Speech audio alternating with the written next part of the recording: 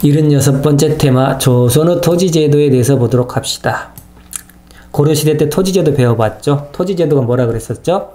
관리들의 직역에 대해서 관리들이 일한 대가로 해서 토지를 나눠준다, 수조권을 준다 그랬었죠? 월급을 나눠주는 제도 정도로 생각하면 되겠습니다. 그래서 그거를 고려시대 때는 전식과 조선시대 때는 대표적으로 과전법 이런다 그랬었죠? 그래서 수조권을 나눠준다 그랬었습니다. 과전법 한번 봐볼까요? 그래서 과전법 때는 수조권을 어떻게 나눠줬느냐? 전현직 관리들한테 나눠줬었고, 경기지방 토지만 한정해서 나눠주는 게 원칙이었습니다. 그리고 수신전, 휴량전 목적으로 해서 이러한 수조권들이 세습되고 있었어요. 기본적으로 세습이 안 되거든. 그런데 수신전이나 휴량전들은 세습이 되더라. 이렇게 말을 합니다.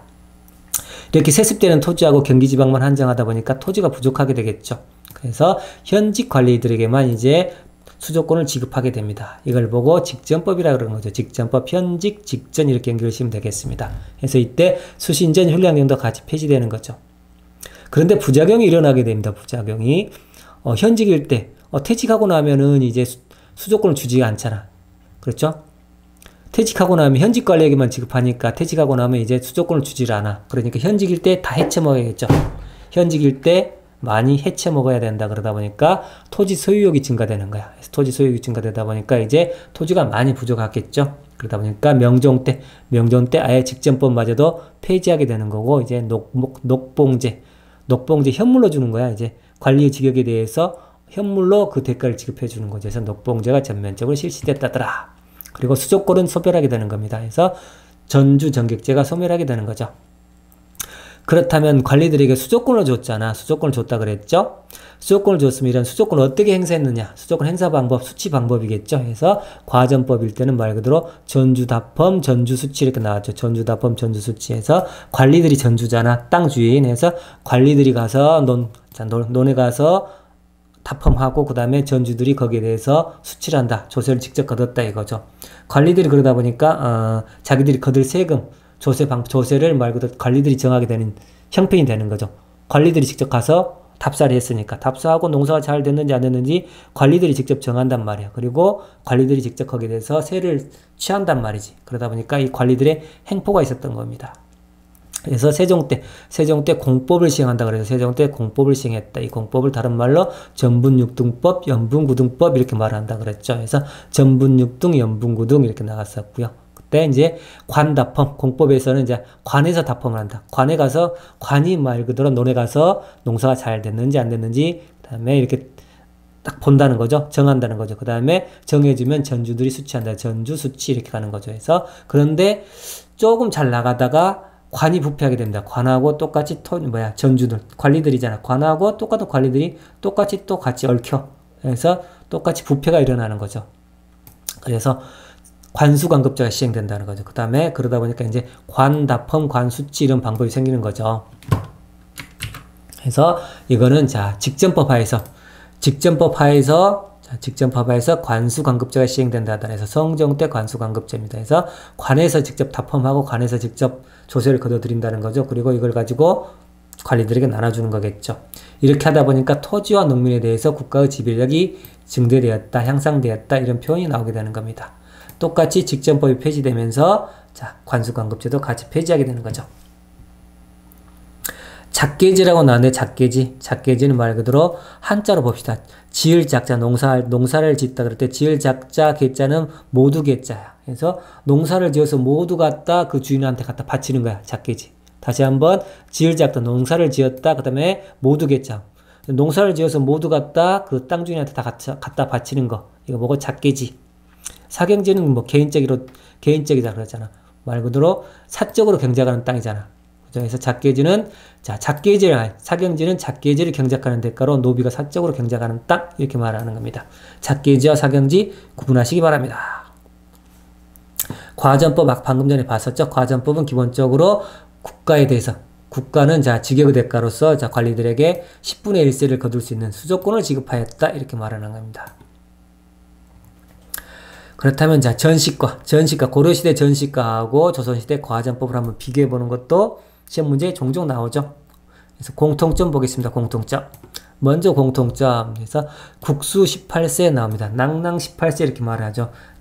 여자분들 시집가라 그럴 때, 야, 국수 먹여줘. 너 국수 언제 먹여줄 거야? 이럴 때 하죠. 그래서 국수는 기본적으로 여자의 시집은 18살이 넘어서 가야 돼. 예전에는 그냥 성인이 돼야 시집을 가죠. 해서 국수 18세, 국수 먹여줄 나이는 18세가 넘어야 된다. 해서 국수 18세 이렇게 말을 합니다. 그래서 전시가와 가전법의 공통점은 말 그대로 토지 국유제. 토지는 국가가다 해서 토지 국유제, 그 다음에 수조권만 지급했습니다. 수조권만 지급했다. 그 다음에 등급에 따라서 18등급. 18등급에 따라 18등급으로 차등 지급했다 이겁니다. 18과로 차등 지급했다더라. 균등 지급이란 말이 틀리단 말이죠. 차등 지급이야. 그 다음에 원칙적으로 세습이 되지 않습니다. 18세에서 세습 불허입니다. 공통점 봤고요. 그리고 나서 전시과 위주로 해서 비교해 가시면 되겠습니다. 그리고 나서 전시과 위주로 비교해 가면 되겠습니다. 자, 보자. 전시가는 말 그대로 전시가니까 전지와 시지, 전지와 시지를 모두 지급했다 그래서 전시가 이렇게 말을 하잖아. 그런데 과전법에서는 전지만 지급했다더라. 시지는 뗄감, 오케이. 그 다음에 전시가니까 전자 돌림이잖아. 그래서 전국의 토지를 대상으로 했다더라. 과전법은 한계를 지어서 경기지역만 한정했다더라. 무신은안이 일어난 때가 언제죠? 고려시대 때 무신은안이 일어났었죠. 왜 일어났죠? 문무차별을 뒀기 때문이야. 그렇죠. 그래서 똑같이 전시가에서도 문무차별이 있었다더라. 이렇게 연상하시면 되고요. 조선시대 때는 문무차별이 없었다. 이렇게 보시면 되겠습니다. 고려시대 전시가는 말 그대로 국가에서 수조를 했다. 국가에서 수조권 행사해서 똑같이 그걸 국가에서 수조권을 행사해서 그거를 관리들에게 나눠줬다 해서 공적 지배력이 향상되었다. 그랬습니다. 아까 전에 과전법 봤었죠. 과전법. 전주납품, 전주수치한다 그랬었죠. 관리가 직접 가서 농사가 잘 됐는지 안 됐는지 직접 보고요. 거기에 따라서 세금을 정해줬다 그래서 관리가 직접 수조권을 행사했다 그러잖아. 그러다 보니까 관리의 사적 지배가 높아졌다 이렇게 표현하는 거죠. 고려시대 때는 구분전이 지급됐습니다. 구분전이 뭐냐 그러면 육품 이하의 유가족, 그 다음에 군인 유가족에 지급됐던 게 구분전이었습니다. 그렇다면 조선시대 때 유가족에 뭐가 지급됐을까? 조선시대 유가족은 자 보자. 수신전. 수신전은 말고 내 몸을 지켰다는 거 아니야. 과부들이 내 몸을 지켰다 그래서 수신전. 그 다음에 흉량전은 관리들이 다 돌아가시고 부모가 다 돌아가시고 관리들의 부모가 다 관리의 자녀가 있는데 그 부모들이 다 돌아가셨어. 그때 흉량전을 지급했다 이렇게 말하는 거죠. 고려시대 때는 향리들의 힘이 셌다 그랬죠. 해서 향리들에게 외역전, 군인들에게는 군인전 이렇게 지급했는데 조선시대 때는 이런 게 없다 이렇게 말을 하시면 되겠습니다. 그래서 전시가와 과전법 같이 비교해 보시고요. 과전법. 과전법에서 토지의 종류에 대해서 보도록 하겠습니다. 토지의 종류는 보자.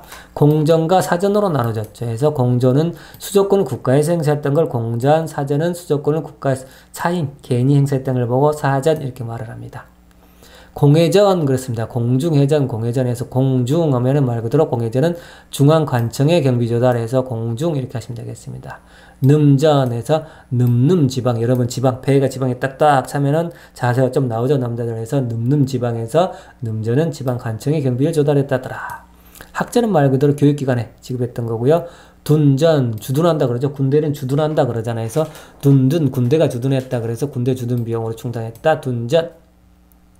내수사전, 궁궐 내부에 지급했다는 궁궐 내부. 그러다 보니까 왕실이자 궁궐 내부는 뭐야? 왕실이죠. 해서 내수사전은 말 그대로 왕실 경비에 충당했다더라 해서 내수사전. 적전은 말 그대로 왕의 친경지, 왕이 직접 경작했다. 그래서 왕의 친경지 이렇게 말하는 거죠. 내왕 한다 그러죠. 내왕에서 내수사전은 왕실 경비 이렇게 보시면 되겠습니다.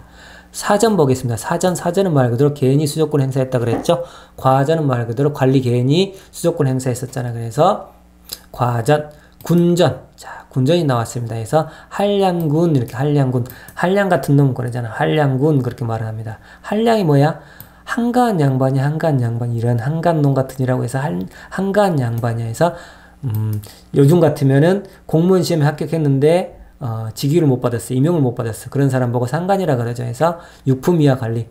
상관인 육품이하 관리. 상관 직위를 받지 못한 사람 보고 상관이라 그러죠. 해서 육품이하 관리로서 상관인 사람에게 지급했던 건 군전. 군인전이 아니야. 잘 보시기 바랍니다.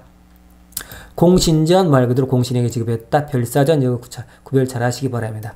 고려시대 특별히 했던 사람들은 스님들이죠. 고려시대 때는 스님들 특별히 우대받았어요. 그래서 고려시대 때는 별사전 스님들이 받았습니다. 승려 개인들이 받았어. 그런데 조선시대 때는 중공신들, 공신에게는 공신전들이 지급됐고요. 그 다음에 별사전은 조선시대 별사전은 중공신에게 지급됐다는 것 정확히 구분 주시기 바랍니다. 수신전, 수절가부에게 지급됐다는 거죠. 수절가부에게 수신전, 그 다음에 율량전, 자, 관리인 아버지하고 부인이 돌아가신 아들들이 자손들이죠. 근데 20세 성인이 되면은, 자, 이제 반납을 하게 된다는 거죠. 그래서 수신전과 율량전 때문에 실질적으로 세습이 됐기 때문에 토지 부족 현상이 일어났다고 그랬었죠. 그래서 토지 부족 현상으로 인해서 직전법이 실시됐다고 그랬습니다. 그래서 현직 관료에게만 지급했다더라. 그러다 보니까 현직 관리들이 관리들은 퇴직 후 생계를 위해서 현직에 있을 때 수탈을 늘렸다더라. 그래서 토지 소유욕을 자극했다더라. 이렇게 하는 거죠. 그래서 이제 직전법하에서 관수관급제를 실시하는 거죠. 직전법하에서 관수관급제에서 관에서 직접 납품하고 관에서 직접 수취해서 나눠주겠다 해서 관수관급제 했는데 이것마저도 토지가 부족하니까 폐지됐다더라. 해서 직전법이 폐지되면서 관수관급제도 폐지됐다더라. 그래서 관수관급제가 폐지되면서 전주정객제, 수조권을 바탕으로 했던 전주정객제가 폐지되더라, 소멸되더라 이렇게 보시는 겁니다. 자, 조선 후기 지주존호제. 지주존호제란 뭐냐면 우리 소장농이 등장하는 거야. 소유권 개념이 되겠습니다. 지주제가 등장하면 자, 지주 땅의 주인이라는 거 아니야. 그래서 소유권 개념이 들어오는 겁니다. 수조권 개념에서 소유권 개념으로 바뀌는 거야. 그래서 지주존호제 확산이다 그러면 존호는 말 그대로 소장농 생각하시면 되겠습니다. 그래서 서민 지주들이 등장하더라. 말고 농업기술이 발달하다 보니까 서민층에서도 지주들이 등장하더라. 일부 현상입니다. 그 다음에 농민들이 계층 분화한다 그랬죠. 그래서 몰락한 농민들은 도시로 가고 잘 나가는 놈들은 자 서민 지주가 된다 그랬었죠. 전호권이 성장하더라. 전호권 누구라 그랬죠? 소장농이라 그랬죠. 그래서 도적법 실시. 자, 도적법은 뭐죠? 이혼 부담을 전호들, 소장농들 앓는 대신에 말 그대로 농사가 잘 되면 내가 많이 먹는 거고 농사가 안 되면 소장농이 피해를 보는 거야. 이거 보고 도적법이라 그러죠. 능력제죠, 능력제. 그래서 봅시다. 타적법과 도적법을 한번 비교해 보겠습니다. 그래서 타율신공 나왔죠. 타율신공. 우리 자, 야구에서 타율 계산하죠. 타율이 잘 나오는 신공이야, 무술이야. 이렇게 생각하시면 되겠고요. 기본적으로 일반적인 현상입니다. 조선 전기 때부터 후기까지 일반적으로 타적법입니다. 기본적으로는. 해서 타율신공에서 정률지대에서 병작 반수제 그려져서 2분의 1을 지급하는 거야. 지주한테. 그 다음에 신분적 예속이 심하죠. 지주에 따라서 땅 주인에 따라서 땅 주인이 가라면 나가야 돼 해서 신분적 예속이 심하다 해서 간섭이 심했다 그랬습니다. 그 다음에 2분의 1씩 반반씩 나누기 때문에 똑같이 공동이혼 부담인 거죠. 2분의 1씩.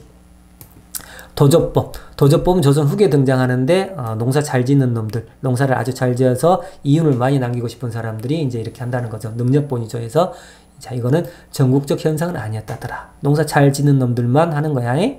그다음에 정액 일부 그러니까 정액 액수를 정해놓는다는 거죠. 올해는 자 제가 원래 쌀이 한 3가마니만 나오는 곳이야. 이 땅이 그러면 3가마니만 나오면은 주인한테 이번에는 2가마니만 줄게요. 대신에 5가마니가 나오면 내가 나머지 다 가질 거야. 이렇게 말을 하는 거죠. 그래서 미리 금액을 정해놓고 나서 농사를 짓는 거죠. 능력대로 가져가는 거에서 경제계약관계죠. 실질적으로 신분적 예속관계가 아니라 경제적 계약관계를 맺는 거잖아. 능력본이라 그랬죠. 많이 나오면 많이 가질게 이렇게 한다 그랬죠. 그래서 이런 이혼 부담은 대신에 망해버리면 같이 망하는 거죠. 농사가 흉년이 들면 같이 망하는 거에서 전호가 전액 이혼을 부담한다더라. 더조 액, 더 달라 그래 놓고 나서 많이 먹었잖아. 그러니까 액 하는 거죠. 더 많이 먹고 액한다, 토한다 그러죠. 그래서 더조 액 한다 그랬죠. 그래서 더조 훅이 등장했다. 정액지대다. 이렇게 생각하시면 되겠습니다. 이상으로 마치겠습니다.